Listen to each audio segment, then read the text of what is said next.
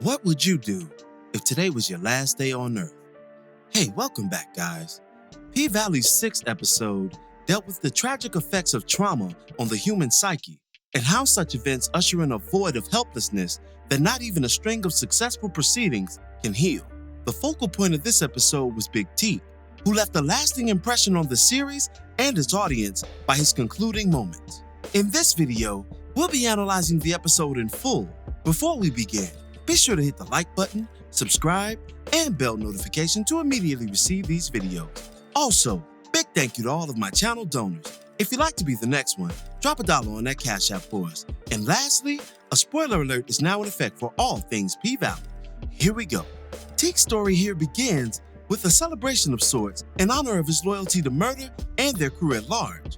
The collective gathers in the spirit of complete bliss, with their frontman offering a toast with an accompanying gift to Big Teak, a brand new car, which visibly overwhelms the troubled soul. Not all of us make it out of that dark. Not all of us make it to see that light. That's why today's special. These words define the theme of the day and the episode at large. You'll notice in the background of Teak how the sun glares, but also seems to be setting simultaneously, a play on the struggling light and dark within him. Also, an overview of Teak's tattoos offer further insight into his mental state. To the left, you'll see a fallen angel hunched over a tombstone, assumedly in a graveyard. And to the right, it states, "May the sun find you in the deepest of shadows." Another clue to Big Teak's light and dark conflict tearing him apart inside. Murder didn't realize it, but he was celebrating a man still trapped in the darkness, unable to see his own light, despite the optimistic vantage points of his contemporaries. Later, we see Teak prepping for his quote-unquote big day by hitting the barbershop and getting casket sharp, as stated by his hair technician. We're visibly shown a picture of Mississippi blues legend Robert Johnson, who's highly regarded not just for his contributions to American music, but also his infamous alleged deal with the devil to attain mastery in the field and cement that legendary status. The horns in the shadow behind his head are a nod to this myth. The significance of his display here, however, is that Teak would later acknowledge the devil's existence within his own psyche prior to self-deletion. After exiting the shop, we get a full glimpse at his uniquely chosen attire for his final 24, an all-red sweatshirt highlighted by the King of Hearts.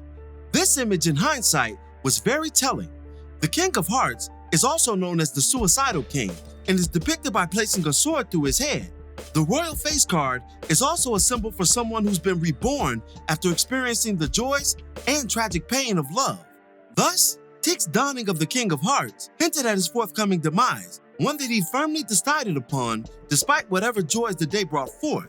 It justified his overwhelming emotional response to the aforementioned celebration and luxury gift. This man knew what he had to do. For him, the light had run out, and his proverbial hourglass was almost bankrupt of sand. The next stop along Teak's farewell tour is a local hot wing joint, the same joint that Murder once suggested that he and Clifford visit for their first public outing. Now, not to insert humor into such a serious topic, but hot wings would be this commentator's meal of choice if I knew it'd be my last. Just saying. During the wet lemon pepper session, Murder and Teak reminisce on times past, with the latter lamenting how the world has changed in his absence. Then, he inquires about Clifford, a reality he's been forced to come to terms with and now fully accepts considering where he's going. Murder admits to messing things up with both of his series' muses, and Teak forgives him in the past tense, another subtle clue to his fate. After sharing what would be their last meal together, Teak and Murder pull up to a gas station and are overcome by joy when Murder's hit with Tina Snow finally plays on the radio. For Teak, it's a bittersweet moment, and not just for the fact that he almost rushes an impatient customer. Teak's joy is met by the pain that he's not going where Murder's headed. His life demanded a different turn, a morbid turn. The more Murder catapulted into fame, the more behind Teak felt, even if he was genuinely happy for him. Teak was used to them being a pair and was essentially lost without his love and guidance.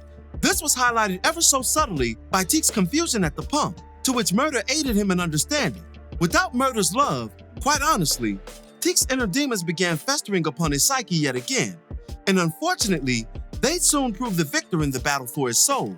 This understanding of their relationship also helps us understand just why Murder insisted on spending the entire day with Teak. Even subconsciously, he could tell that his old friend was slipping away. Unfortunately, Even a day together wasn't enough to firmly grasp him back to life. Following the fuel stop, Teak heads to his former home in search of answers unknown and apparently unattainable. During the brief excursion, Teak heads to a closet marked by the Holy Cross on the outside and finds his younger self, battered from what we later learn were stab wounds due to his mother snapping. When interrupted by Murder, Teak informs him that used to be his home, to which Murder encourages him to leave all that behind. "We're saying goodbye tonight, nigga, cause both of us ain't never coming back." How timely this sentence would soon prove to be.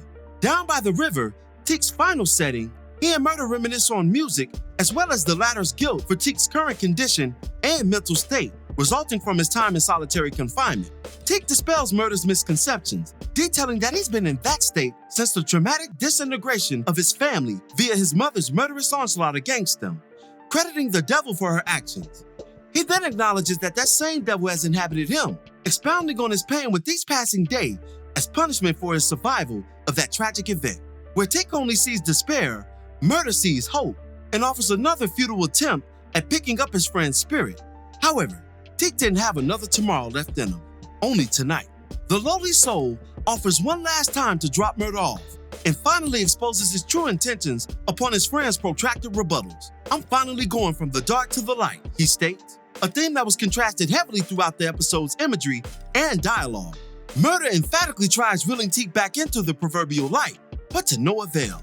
Teak would inevitably carry out the deletion of himself, and as Murder stated just moments ago, both of us ain't never coming back.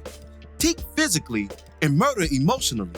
Murder would immediately seek out Uncle Clifford, traumatized by the events of the night, and poetically state, quote, "I'm not okay." This was in response to Clifford's earlier message to Murder regarding the flailing world and its place within it. How Lil Murder develops after such a first-person tragedy will be interesting to see. Teak's unfortunate narrative this episode overshadowed many of the ancillary events, but I'll run through them here before we wrap up. Arguably more than ever, you can't help but to feel for Keyshawn.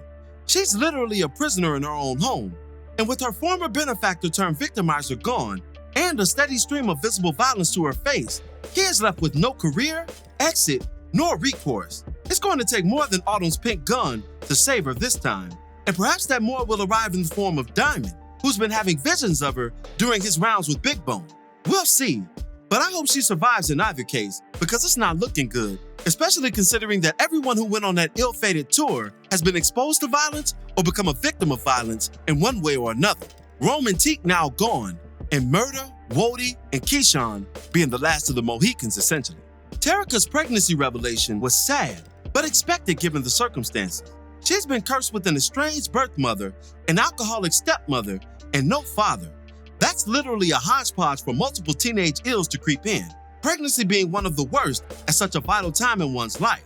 What's worse for Mercedes is that history is literally repeating itself. Who's to say Terrica's baby father isn't some 20-something-year-old somewhere?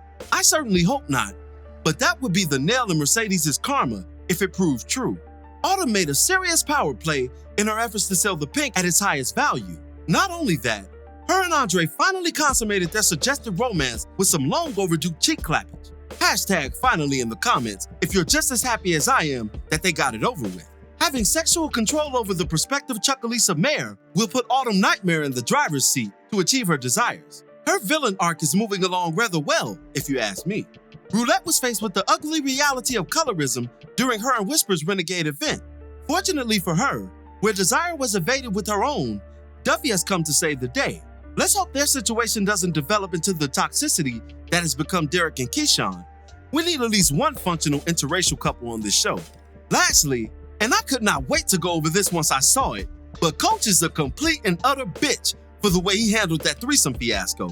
Your wife never asked for company in the bedroom, and to disavow her pleasure, disrespect Mercedes, and disregard your financial agreement in between was whole behavior of the highest order.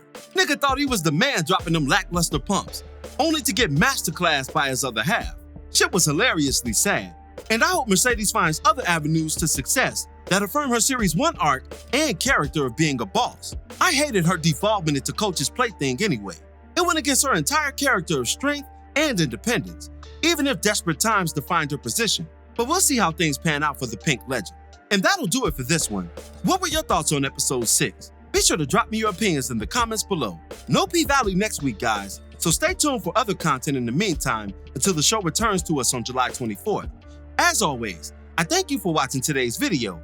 If you liked today's video, go ahead and drop $1 on that Cash App for us, hit the like button, share it with your friends who are fans of P Valley, and subscribe for more content such as this. This is Rudy P Magic of Rudy P Magic Beats, and have a blessed one until the next one. Peace, y'all.